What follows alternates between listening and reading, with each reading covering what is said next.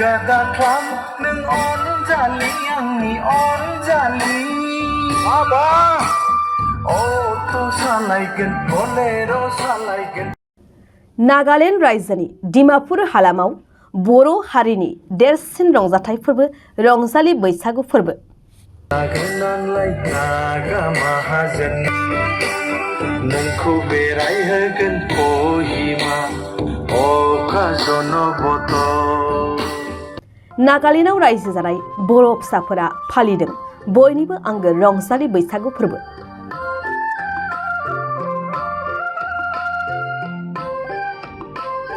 थांनाय बोसोरफोराव खुंबोनाय बायदिनो देग्लायबो नागालेण्ड रायजोनि डिमापुर राजाबारि आरबान हाटआव दिनै सानसेनि मेहेरगोनां हाबाफारिजों खुंगा 6थि हादोर नांजाब डिमापुर रंजालि बैसागु फोरबोखौ गाजा गोमजायै फालियो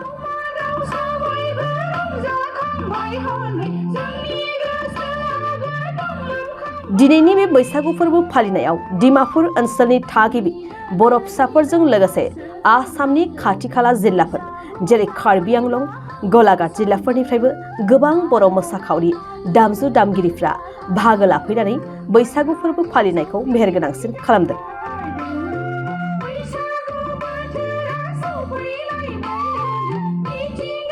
बे हाबाफारियाव आलासि महरै बर' थुनलाइ आफादनि बारग' आफादगिरि तरेन बर' दुलाराय बाथौ गौथुमनि गाहाय नेहाथारि गणेश दैमारि एसिएस मावख'गिरि नरेन चन्द्र बसुमतारीमोनजों लोगोसे ओनसोलनि गुबुन गुबुन बर'नि माहारियारि आफाद गौथुमफोरनि दैदेनगिरिफोराबो बैसागु फोरबो फालिथायनि रंजानायाव बाहागो लाफादों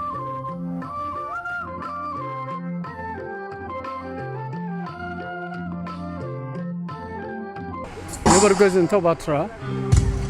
दिनै बे डिमापुरनि बे आरबान हाटआव सानसेनि हाबाफारि लानानै इन्टार स्टेट डिमापुर रंजालि बैसागु 2024 बेखौ फालिदों गाजा गोमजायै दिनै फुंनिफ्रायनो बेवहाय गोबां बे हालामनि जेरै गलाघाट बेबायदिनो धोनस्रि कार्बि आंलं लांहिन थिनालि आरो खाथि खालानि बर' रायजो राजाजों लोगोसे बावहाय माने डिमासा कसारि आरो मेस कसारि बेवहाय गोबां मानसि बेवहाय नुजाफैदों रोंगौदामसा हान्जानिबो बेवहाय नुजाफैदों आरो गुबुन गुबुन माने महरगिरि बिथांमोनहाबो बेवहाय नुजाफैदों मोनसे खोथा थिग जे जोङो रायजोआरि जिथुनिखि इन्टार स्टेट होननानै बुंदों जोङो मोनसे खौसेथि लाखिनो गोजोन लाखिनो थाखाय बे हाबाफारिखौ बेबायदि हाबाफारिखौ जों लानांगौ आरो दिनै 6थि बोसोराव हाबबाय बे रंजालि बैसागु खुंनाया 6थि बोसोराव हाबनाय लोगो लोगो जों बेनिफ्राय मिथियो जे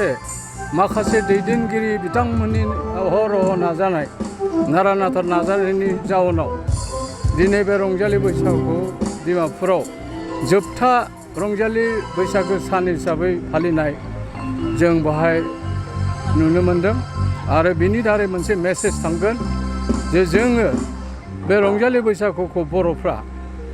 जोङो जोंनि जिथुनिखि मंगलीय गस्थिनि मानसिफोर बेखौ जोङो जोंनि गेजेराव खौसे खालामनो थाखाय आरो जोंनि हारिमुखौ जोङो गोसारहोनो थाखाय मुलुग दरबाराव लांनो थाखाय आरो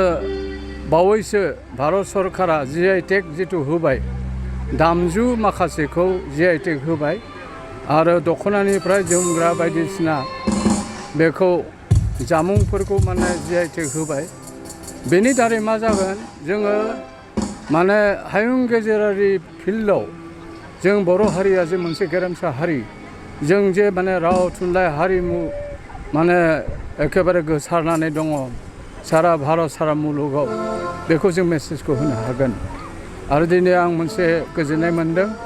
बे हालामनि नागा जायफोर दङ नागा रावारिफोर दं नागामिस बुंग्राफोर दं बिथांमोनहाबो बेवहाय दिनै अपेन सेसनाव बाहागो लादों दामनाय देनायावबो बिथांमोनहा मोसानायावबो बाहागो लादों बेयो मोनसे जोंनि थाखाय मोनसे बिराद इउनिटि एन्ड इन्टिग्रिटि आरो गोजोन थासारि लाबोनायाव बे नागालेण्ड बर्डाराव थानाय बर' फिसाफोरनि जिथुनिखि थासारि हा हु बायदिसिना गावजों गाव जिथु एना एनि दंमोन बे गैया जालांगोन आरो बेखौ दिनै सानैसो जेरै एनसि बसुमतारी प्रदीप स्वर्गियारी आरो बेबायदिनो अनेक बिथांमोनहा माने दैदेनगिरि बिथांमोनहा नाजानानै दिनै बे डिमापुरनि नैबे माबायाव गाजा गोमजायै खुंदों। आं बेखौ जोबोर गोजोननाय मोन्दों आरो इयुनाव जाहाथे जोङो जोंनि जिथु बायखोन्दा राजाबारि बा राजबारि दङ बेखौ जोङो संरक्षण खालामनायनि राहाखौ जों नागा स्टुडेन्टस इउनियनानो जा बा नागानि समाजानो जा बिथांमोनजों जोङो मोनसे कअर्डिनेसन लाखिनानै जों हाबा मावनांगोन आरो बर्डार एलेकायाव जोङो गोजोनै बर' फिसाफ्रा गोजोनै थानो थाखाय मोनसे राहाखौ जों मोननो हागोन होननानै आं मिजिंथिदों। इंराजि आयदानि सासे लोगो फोरोंगिरिनि गोनांथि जादों। चिरां जिल्लानि बेंटलाव थानाय मोनसिन 14 इंलिश स्कुल बाथौ मिसनाव एसिस्टेन्ट इंलिश टिचारनि गोनांथि जादों। जायफोर फोरोंगिरि मावनो गोसो गुदुं बिथांमोनहा इंराजि फोरोंगिरि मासिनि थाखाय आरज खालामनो हागोन। बिनायसाया इंराजि आयदायाव मेजर लानायजों लोगोसे एमए नङाब्ला बिए उथ्रिनाय जानांगोन। लोगोसे बिएड नङाब्ला डीएलएड कर्स लानाय जानांगोन। फोरोंनायनि रोंगौथि थाखानाय आरो इंलिश मिडियाम स्कुलनि बिनायसाखौ गिबिसिनै खाबु होनाय जागोन।